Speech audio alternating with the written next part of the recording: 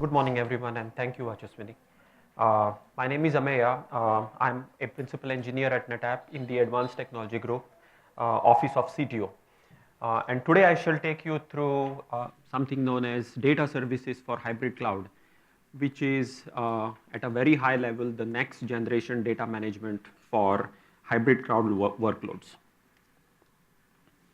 Okay, so this is going to be our very high level agenda today. We'll take a very quick introduction at hybrid cloud, followed by we will see what are the data requirements when it comes to hybrid cloud and applications that are designed for hybrid cloud. After that, we shall see what are the technical changes in hybrid cloud, essentially for those workloads that are built for hybrid cloud but have their data in, let us say, the on-prem data center. At this point, we will see the NetApp data fabric, the orchestration software that NetApp has developed and is actively being used by enterprise customers to build a very strong foundation for hybrid cloud. Herein, I will be introducing you to the concept of data services, which is, as I said earlier, hybrid cloud's next generation data management software. We shall then take a very quick look at the architecture of data services platform. And to better understand this data services, we'll take a case study of how we have done a prototype for hosting big data directly in public cloud. Okay, and finally, we shall see some experimental results, and then we'll conclude with it. So let's quickly take a look at hybrid cloud. So we all know that hybrid cloud essentially is a cloud computing paradigm wherein there is a mix of resources coming from on-prem data center, a public cloud, and one or more third-party cloud providers. Typically, enterprises will build some sort of an orchestration software which kind of helps coordinate resource allocation, deallocation, on all three resources, that is compute, network, as well as storage. So for example, let's say we all know that the typical use of this hybrid cloud has been with e-commerce companies where they use public cloud for handling dynamic workloads by doing this something known as cloud bursting. The other example is where enterprises move less critical workloads like say test and dev to the cloud, and where the individual developers do test and development in the cloud. Big data is yet another example where the enterprise users typically kind of take their data and move that data into some sort of a staging area, and from there they ingest into HDFS where they actually do the big data. Okay, so in doing all this, essentially all these enterprise users, they get the choice of public cloud. They get to control their cost by leveraging the elastic resource management of the cloud, and they are also able to get the speed of innovation because of the way in which the resources are getting deployed in cloud.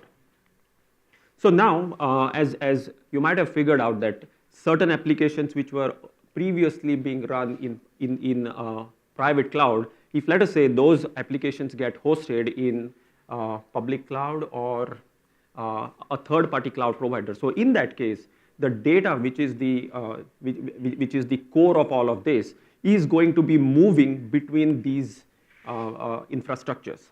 And when the data moves from one infrastructure to the other, all of these concerns start to come up. So for example, when the data was resident in the private cloud, it was fully secure. It was fully protected. It was running on custom hardware, as a result of which there was 99.9999, so many 11 nines or 9 nines of availability, and so on and so forth. And having resident in the private cloud, there was also this data compliance and data governance, which were also kind of satisfied. But now, if the applications are kind of being hosted in any third-party cloud providers or a public cloud, then all these concerns essentially are of a matter, right? So ideally, an orchestration software would kind of do something which would enable enterprise customers to manage these entire sets of resources in a single pane of glass. However, the difficulty is that the cost and the methods in which the data gets moved between these different cloud providers is unique to each vendor. And that becomes the major obstacle for majority of the enterprise customers in actually deploying their applications to the cloud. So for example, let's say I had my, as an enterprise user, I had my application running on NetApp hardware, but in the Amazon, let us say when I go, there is S3, there is EC, there is EBS, and yet there is also NetApp there. So the customer has a choice of choosing any of these, right? And then if the customer, let us say, chooses S3, then that becomes a different storage model. That becomes a different costing. That becomes a different data management challenge. So these obstacles essentially hinder the enterprise customers in actually going completely all out into the hybrid cloud, right? And what happens, ironically, is that enterprises end up building a data center sprawl without their knowledge actually, but at the same time, they are under the impression that all these things are under control. I'm sure you might have read reports, where many enterprises have already gone to the public cloud so that they are able to leverage the elastic resource management. But very soon, within 2-3 months, they realize that once the data goes beyond 1 petabyte, that's when the curve starts to kind of eat into their OPEX. So whatever they had planned on CAPEX is now kind of eating through OPEX, right? And then they are kind of stuck as to what to do. Do you need, shall they kind of move the data back into data center or stay there, or what's the story there? The whole thing gets broken over there, right? So at NetApp, what we thought and we envisioned this problem is that we thought that some uniform data fabric would be kind of needed in order to provide a very strong foundation for hybrid cloud. Okay, so let's quickly see how the hybrid cloud story essentially fills this concept of data fabric. So herein, the data fabric is built on the time-tested NetApp technology of data on tap, wherein using the orchestration software, which we call as the data fabric out there, enterprises are able to accelerate certain applications to the cloud and even integrate the time-tested data management of NetApp into the cloud services of their choice, right? Second thing that they are able to do is they are able to modernize their data center by having a mix of these two. Yes, please.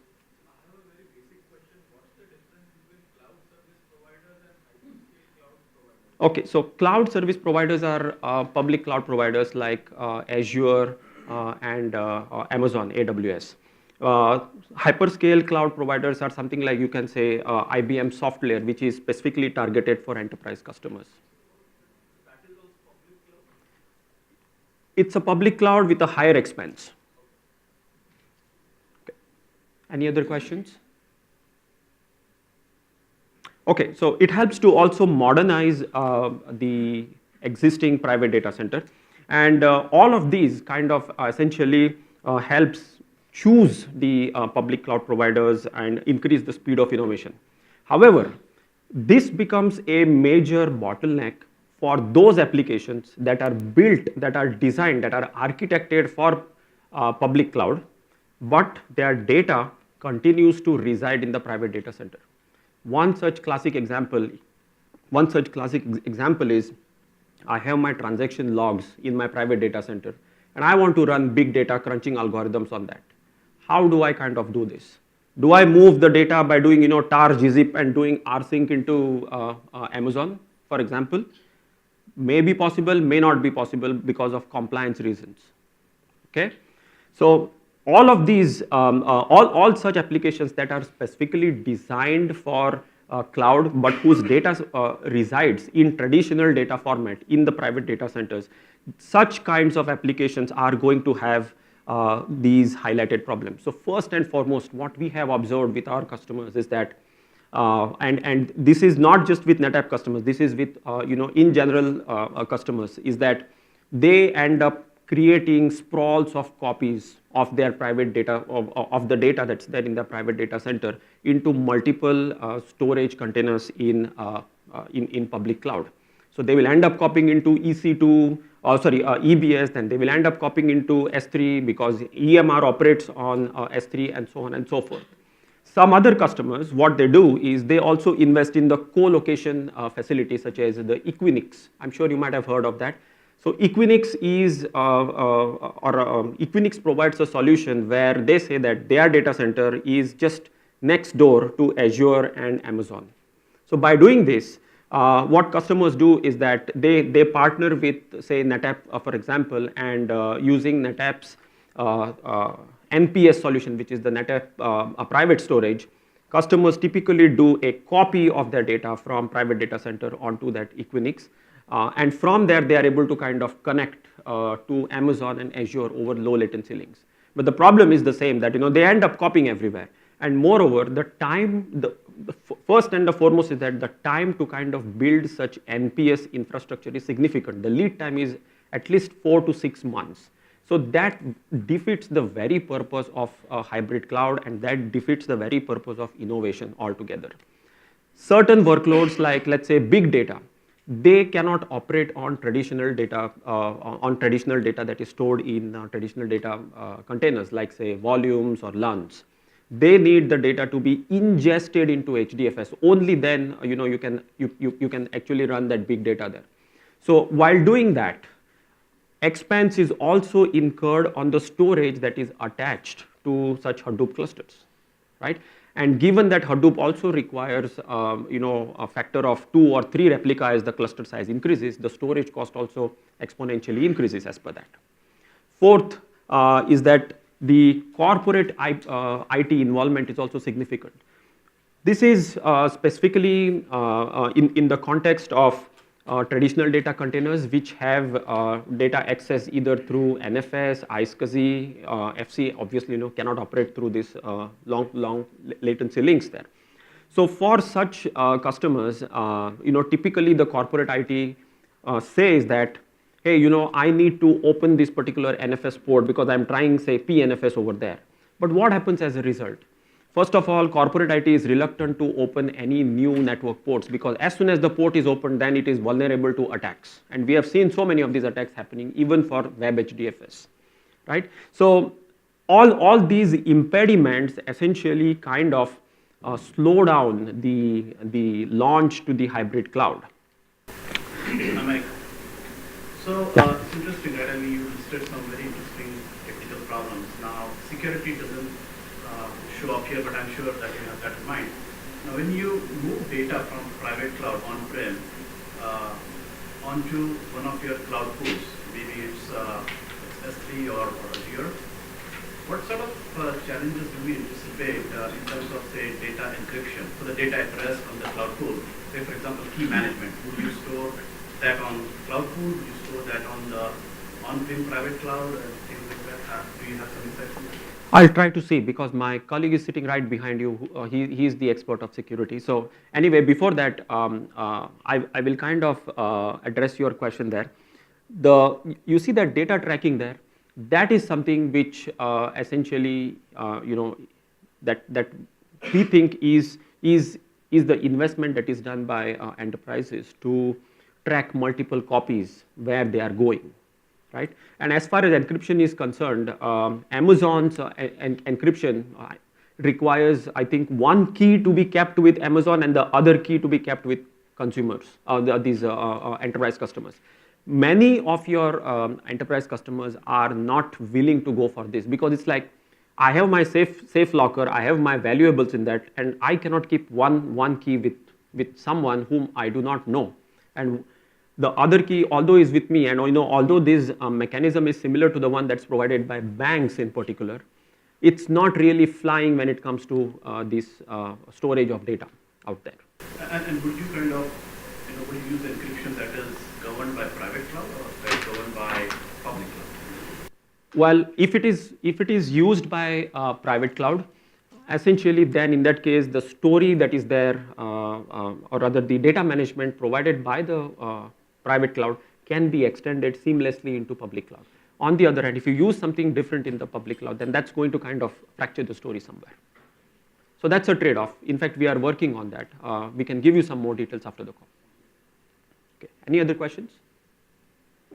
Okay. So for this reason, or rather for all of these reasons, this is where we think we need next generation data management techniques. Traditional data management techniques simply cannot be extended into hybrid cloud. And herein is I want to introduce data service, which is fully software based data management for hybrid cloud. So at a very high level, data service is storage agnostic software, and it is providing data management to a certain class of workloads. Say for example, big data or test and dev, or let's say genomics, right? Then the other thing is that this data service software essentially makes use of the metadata of the data that is actually there. So for example, let's say I have files and directories that I need to analyze for, let's say, some big data algorithm there. So what we do there is that we look at the metadata and then we kind of build some software. I'll give more details on that when we come to the case study. The third thing is that this data management should be directly integrable into the services provided by public cloud. One classic example is Amazon EMR. How many of you have used Amazon EMR by now? Anyone? Okay, just one or two.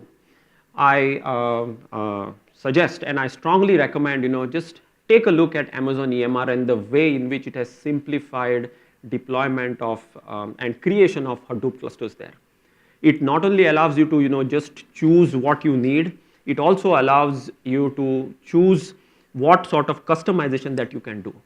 And that customization can happen either through a very simple JSON or a simple shell script or even some few Amazon commands here and there. It's extremely simple. It's really DevOps friendly. So we want to kind of be aligned with that same DevOps style of workflow. And as a result, the dependency and intervention with corporate IT will be kind of eliminated as a result. Finally, we envisage that there will be several such data services for hybrid cloud workloads, and a collection of such data services will form a platform which we have already envisioned to be pluggable into the NetApp data fabric, the orchestration software there, right? So any questions before I go to the platform architecture? Yes, please. What are the typical kind of workloads which you are currently going ahead and analyzing at NetApp? Okay, so two workloads we have identified. One is the big data workload, and the second is the test and dev.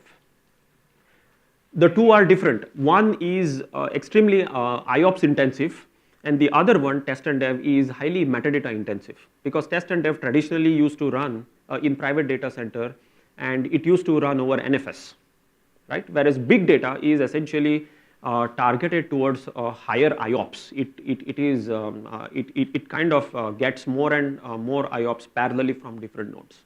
So the two are different. So what is the max IOPS which you are looking at? Because I'm just more interested in terms of you are defining that it will be agnostic from the hardware, right? Correct. So as and when you are going more agnostic, what kind of max workloads which you are foreseeing?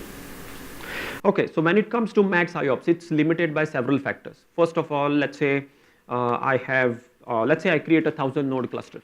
Then from that 1,000 node cluster, whatever is the IOPS that I can get, that would be governed by the IOPS provided by the corresponding EBSs that are attached to it. Or if my data is on S3, then what is the IOPS that is governed by S3? Those things will be kind of that. If let us say my data set is on say NetApp private storage, which is a facility in Equinix, then over there the upper limit on the IOPS will be governed by the NetApp filer out there. That is. This particular question is that we have hardware which are coming up wherein NVMe all-flash arrays which are capable of giving around 80 million IOPS, but the upper level stack is not able to provide an service. Got it. I think some of these may get cleared in the panel discussion towards the end of the day. That is that. Another question related to this was generally whenever we do a performance measurement, mainly we look out for what kind of IOPS we get from the storage box or the storage layer.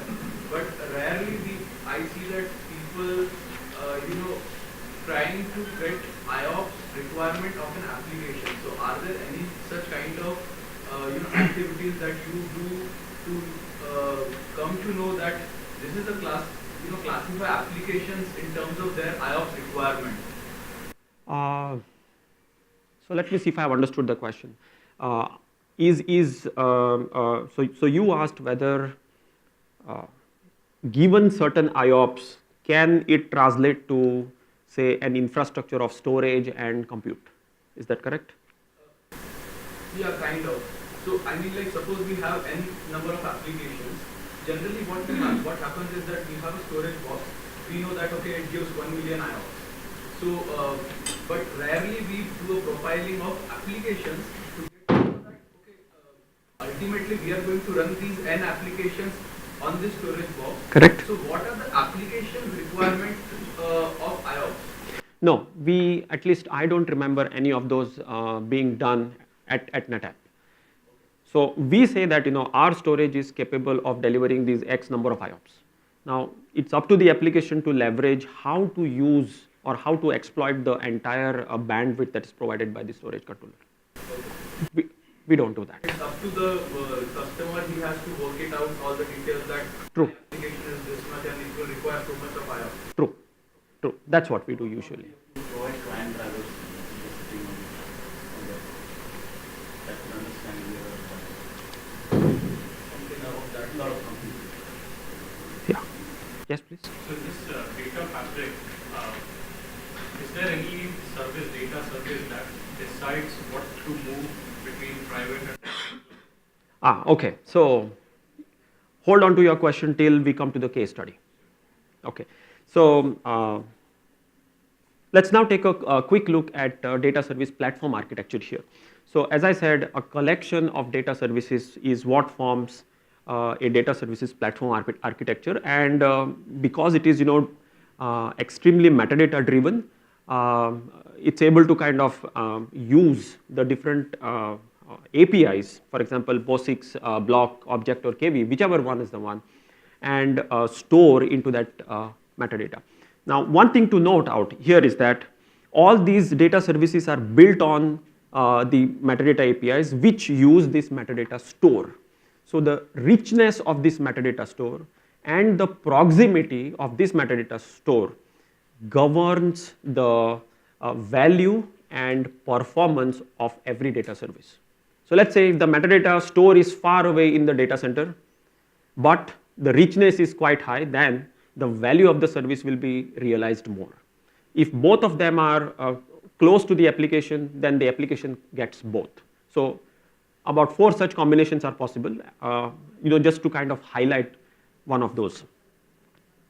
And as I said, the data service is agnostic of the storage. We just use the existing storage APIs like say snapshot and clone and so on.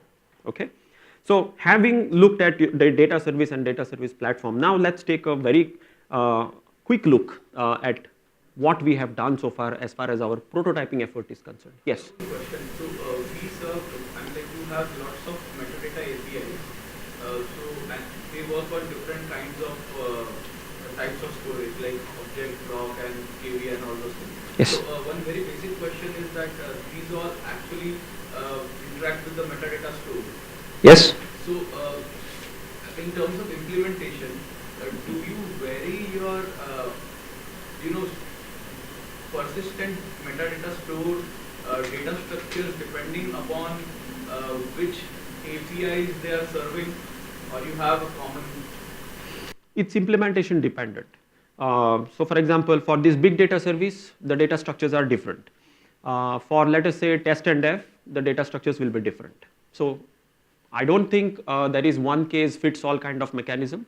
We need to see, we need to evaluate each service and then kind of design all these things. So we started with big data service here, wherein the data is there in your on-prem data center, and now the user wants to run big data service. Through this prototype, we have made it possible to host big data applications directly in cloud.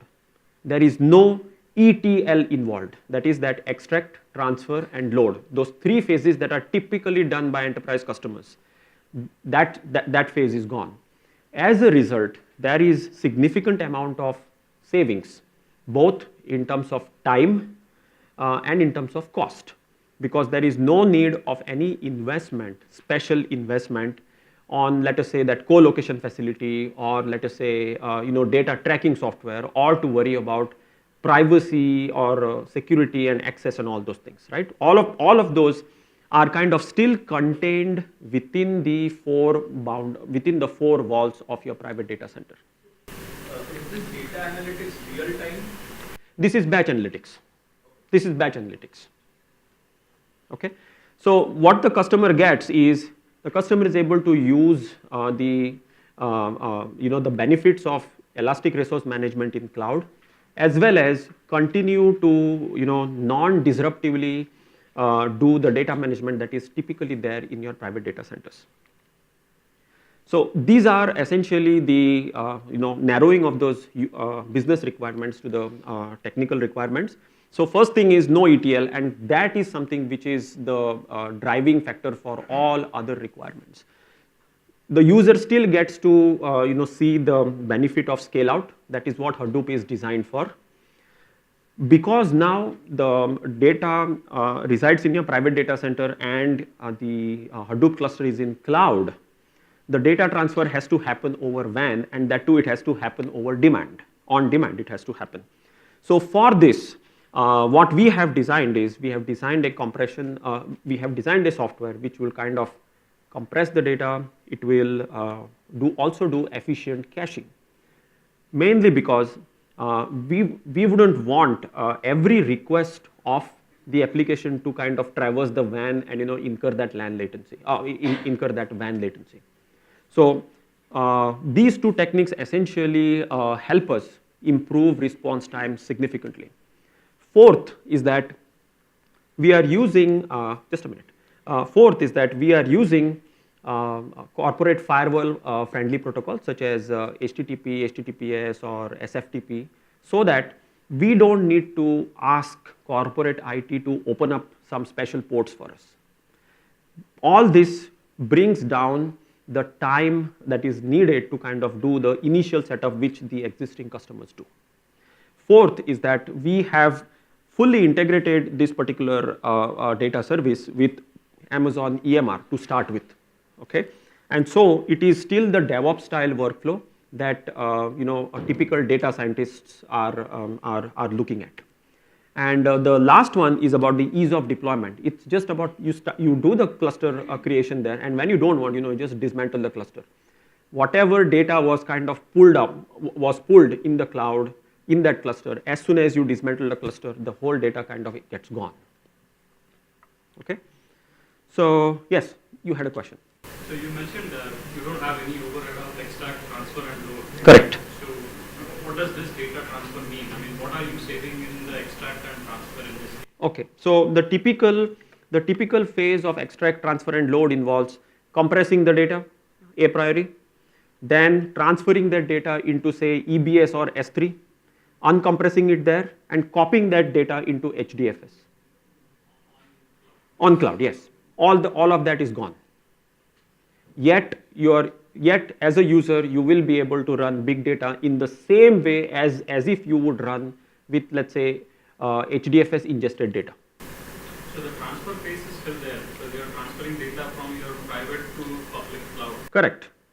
The data transfer is there, but the data transfer happens on demand. Now, if you look at any traditional, say, storage, say something like a storage container has got a volume, then to kind of do the data transfer, typically the corporate IT is involved to do, let us say, some mirroring or replication of the entire volume. So not only the desired data gets copied, also the undesired data also gets copied there.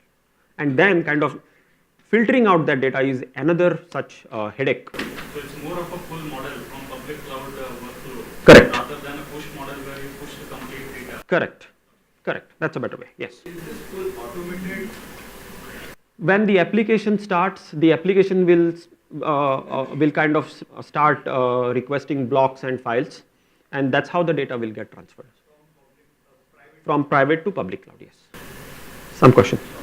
So the assumption is when you say no ETL also, it implies that you're dealing with structured data. Correct. Yeah. Yeah. Are we talking about remove the ingesting phase to HDFS? Yes. There is no ingest into HDFS. There is no ingest into HDFS. Doesn't the application face low latencies because it thinks that's not demanded? So the typical way a big data application operates is it assumes that the data is close to itself, and so it starts pulling. The same thing happens here as well, just that the latency is being higher.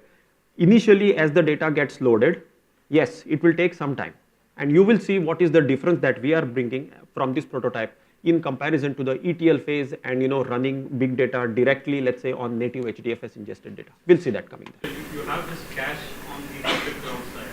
That's where you put your data. Yeah. The application can start processing it. Yeah. Meanwhile, you start So data from private. So we don't pre-populate the cache. The cache gets populated as the data gets pulled from different nodes. So let's say node 1 is pulling block number 10, let us say, and node 10 is also pulling block number 10 after, let's say, a minute. Okay. So because node 1 had already pulled block number 10, node 4's request for block number 10 gets serviced directly from node 1. But there are no timeouts because of the WAN latency. Let's come to the results there. So probably that will kind of clarify your doubts. But I think if you look at the broad architecture paradigms involving storage, for a period of years, storage gurus have been saying, move the compute closer to the data. Yes, very good question. I knew it would come. But this is an anti-pattern where you're talking about keeping compute somewhere and storage somewhere and then using the internet or a WAN to access the data. Correct. It would be interesting to see the results from your prototype, because this is not what the storage gurus have been saying for the past many years. That's true. That was true so long as your big data was operating in your data center. At that time, maybe the size of the cluster was maybe 20 nodes, 30 nodes, 50 nodes. Now it is going beyond 100 nodes, and that becomes an uncontrollable hardware procurement scenario. This is where this hybrid cloud is coming. And the public cloud is attractive for the very same purpose. Create resources on demand. Don't invest in your private data center. And that's why the equation has kind of slowly now tilting as to where it is supposed to be, with a mix of both private cloud resources and public cloud resources. Okay? Along the same lines, right, when you said when the scale of the cluster goes up, the pattern kind of fails, the normal suggestion of keeping the data and the compute together. In this case, I mean, as the number of compute nodes increase, right, the scale out capability goes down drastically because of the bottleneck in the storage, which is sitting on the on-prem. And second, also is the requirement on the data pipe that connects the on-prem and the cloud infrastructure. Yes, that is there anyway, because that's a WAN latency. No, I'm not only talking about latency, I'm talking about the bandwidth as well, because Agreed. there are hundreds of nodes sitting and Pulling the data, yes. So now, are there recommendations with respect to what it kind of translates in terms of TCO? No. With respect to the network? So far, this is all in the prototype phase. This kind of business analysis has not yet been done on it. Have you guys looked into how do you handle cache failover in case node 1? No, not yet. That's an advanced stage. That's an advanced stage. So let's quickly look at the experimental setup. We just instantiated a 5-node Hadoop cluster, and with that particular version, the details of each data node and master node are there for you. The ETL details are also here. So essentially, we created 200 GB data set from TerraGen. I'm sure you know about TerraGen, TerraSort, which are well-known Hadoop benchmarks. So over there, we create whatever was the default. We ended up creating 200 GB files, and all of them were stored in private data center on our filer boxes. So to start with, we thought let's try with the way it happens with the existing customers, wherein they do this ETL. So that means we tried rsync, and from rsync we kind of copied it into EBS, and from EBS we kind of ingested into HDFS. So in all this, total time spent was 200 minutes plus 27 minutes. That is 227 minutes just wasted there. Okay, that was the motivation for us, and that's where we started. And the metrics that were captured by us were, when you run that any big data application, you typically get the total MR time, the CPU time, and the memory consumption, right? So we ran the benchmark TerraSort on this particular data set. What you see in blue line in the blue column on the top is the native HDFS. So as I said, the time to copy was 200 minutes, and another 27 minutes were spent to ingest the data into HDFS. So effectively, if you see the overall time, it is 200 plus 27 plus the time to map and plus the time to reduce. So that comes around to 254. I think somebody asked the question here that how fast is it going to be when running the same map reduce with native HDFS versus the prototype. So it so happens that with native HDFS, the total MR completes in 27 minutes, whereas we were able to complete in 69 minutes. So does the native HDFS time include the ingestion time as well? No. It doesn't include the ingestion. No. So what you see here, do I use this point for pointing? No. Yeah, okay. So what you see here, this 13 minutes and 14 minutes.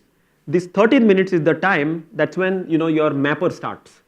And this 13 minutes is the time that it takes when mapper comes to 100%. Similarly, this 14 minutes is the time when reducers start, that is, the reducers start from 0% and reducers then go to 100%. So mappers take 13 minutes, reducers take 14 minutes. Total MR time is 13 plus 14 is 27 here. Okay, and then as you see, this overall time is 227, 13 and 14, so that's 254. Yes. Now this was just for 200 GB. In reality, the data sets are pretty large, and so this is going to kind of become a real bottleneck there. So did you get a chance to analyze why your map and reduce time of your prototype is more than that of native HDFS? Simple reason. The map phase is the IO intensive phase. So all the data blocks get loaded, they get pulled up over the WAN. So with 75% latency, we could kind of load the entire data set in 46 minutes. Now compare that with the rsync time, which is 200 minutes. Yeah, all of that is there.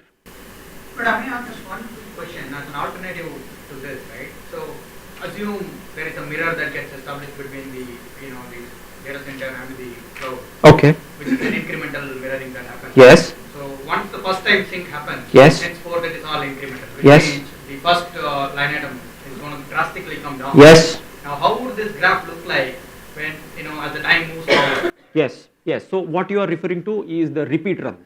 Yeah. It's a repeat run.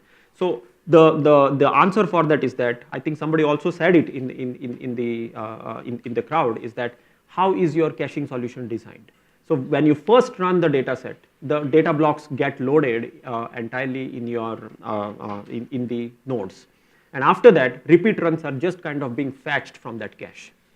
So we will be on par with that. In fact, we do have those numbers, but those are a little bit unstable because of the way the prototype is designed. For example, a 90-day period, right? So how would the cache perform against the transfer, complete transfer, which again is computed against. Now if we are saying the cache is still going to be effective after say 90 days or 180 days. It's bad. It's batch analytics. If the data is changing, then we have to transfer those incremental change over there. So which means we would end up consuming the amount of storage on the cloud as well. That storage cost also has to be. It's a local storage that we use, which comes free with an EC2 instance. It's a free storage that comes. We don't say with this prototype that invest in reliable storage like EBS. That defeats the purpose of hybrid cloud. Yes, please. Is there any idea why did the reduce time is? Reduce time. Yeah, because normally after mapping the data is stored Yes. on this test. Yeah, So I'm done. the reduce time should normally not increase. I know, but that is something to do with prototype, and we are working on that actually.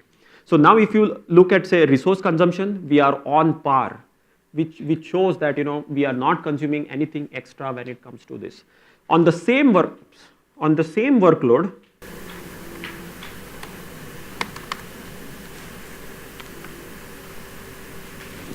what happened? Or is it timeout?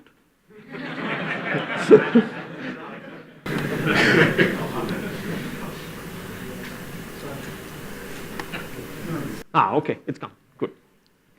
Okay, on the same workload, we ran a word count.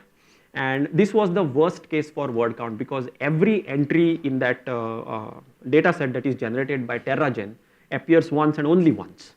Okay, so word count had to kind of load the entire data set there, and then it had to kind of compute what were the instances of repeated strings in that. Each string is repeated, each string appears only once. So repetition, there are no repetitions per se. So herein, I think somebody asked, why is the reduce time higher? So it so happens that with word count, it's more or less consistent. Whereas with TerraSort, we are seeing some variation, and we think it is to do with the way the caching is being implemented over there.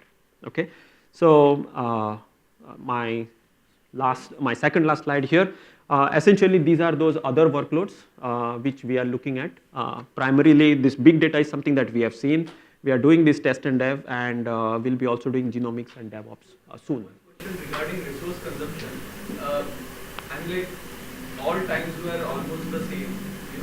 So were you expecting any deviation? Because I think when I see the number, I think this is what I was expecting. So before running this test, were you expecting a deviation between the two runs?